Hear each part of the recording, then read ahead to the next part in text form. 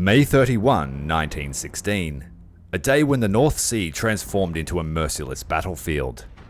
The German High Seas Fleet, led by Admiral Reinhard Scheer, embarked on a daring quest to challenge the British Grand Fleet under Admiral Sir John Jellicoe. Among the behemoths of steel that constituted the German armada were the Nassau-class battleships. The first German dreadnoughts, they were about to participate in a battle on a scale never seen before in naval warfare. Below decks resembled Dante's Inferno. Smoke-choked compartments, drenched in sweat and fear, blind witness to the fury of battle above. Sailors struggled to control the fires that threatened to consume their steel tombs. Their hands blistered and bloodied, their faces smeared with the soot of hellish combat. It was a battle where the steel coffins sailed the seas, and the Grim Reaper himself walked the decks, claiming his toll with every thunderous blast and shuddering impact. As the sun sank towards the cold waters, the Germans encountered the British Grand Fleet in fading light, and the grim symphony of war began. The deafening roar of cannons reverberating through the air as over 250 ships unleashed their formidable armament. The nightmarish clash was a ballet of fire and steel, with tracer fire painting macabre streaks across the void. SMS Nassau was the lead ship of the first German dreadnoughts and the pride of the Imperial Navy. She had seen action before, but nothing like the Battle of Jutland. She sailed with her sister ships the Posen, the Rhineland, and the Westfalen. The battle began in the afternoon when the German scouting forces clashed with the British cruisers and destroyers. Nassau and her squadron followed the main body of the High Seas Fleet, and they steamed towards the sound of gunfire, hoping to catch the British by surprise. But the British were not surprised. They had intercepted the German signals and determined their position and course. The Grand Fleet turned to face the Germans in a line that stretched for miles. The two fleets meeting in a titanic clash lasting up to 36 hours. Nassau and her squadron were stationed at the rear of the formation and exchanged fire with the British battlecruisers. Nassau's captain, Commander Karl von Galdecker, was a veteran officer who had served in the Navy for over 20 years. He knew his ship well and he trusted his crew. He kept his cool while also using his own judgment.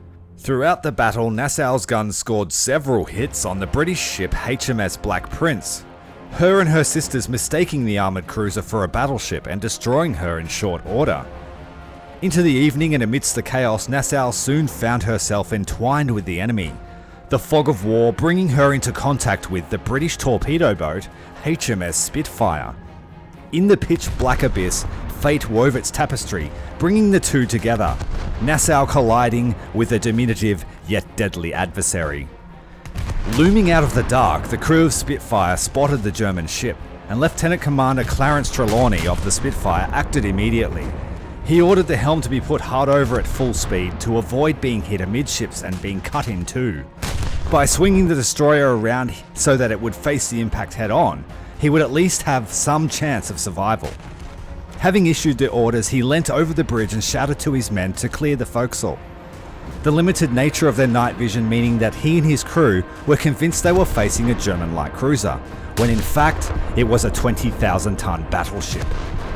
Just before impact, two shells crashed through the screen of the bridge, killing almost everybody there. Captain Trelawney miraculously escaping with only a scalp wound, though he was blown right off the bridge and onto the main deck. The Spitfire was in a dreadful state. The impact shook Nassau to its core, tearing a gaping wound in its side. The deafening crunch of steel against steel was a grotesque overture to the ensuing catastrophe. The destroyer brushed against the 15-centimetre casemate and ripped it from its carriage. Men struggled to maintain order amidst the chaos. Fear and uncertainty hung like a shroud, and the desperate cries of comrades trapped became an agonizing chorus. The scent of fear and despair mingling with the acrid stench of burning oil. The crew on board Nassau assumed the destroyer had sunk her as a result of the collision, and despite the carnage, Spitfire endured. When the dawn broke, the true extent of the tragedy became apparent. HMS Spitfire, the decks once bristling with life, were littered with the fallen. The survivors, their faces etched with the horrors that they had witnessed, clung to life amidst the wreckage. The Battle of Jutland had exacted a heavy toll on both sides, with both sides claiming a tenuous victory. The Nassau and its collision with HMS Spitfire just one tragic emblem of that day upon the North Sea. As the survivors returned to their harbours of refuge, they carried with them the haunted memories of that night, a dark and gritty history etched into their souls. A history of suffering, sacrifice, and the relentless pursuit of victory amidst the tempestuous seas of war.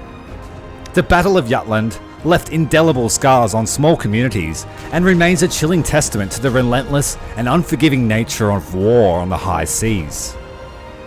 I am Commander Tyrael, and this is just one segment of the vast tome that is our history.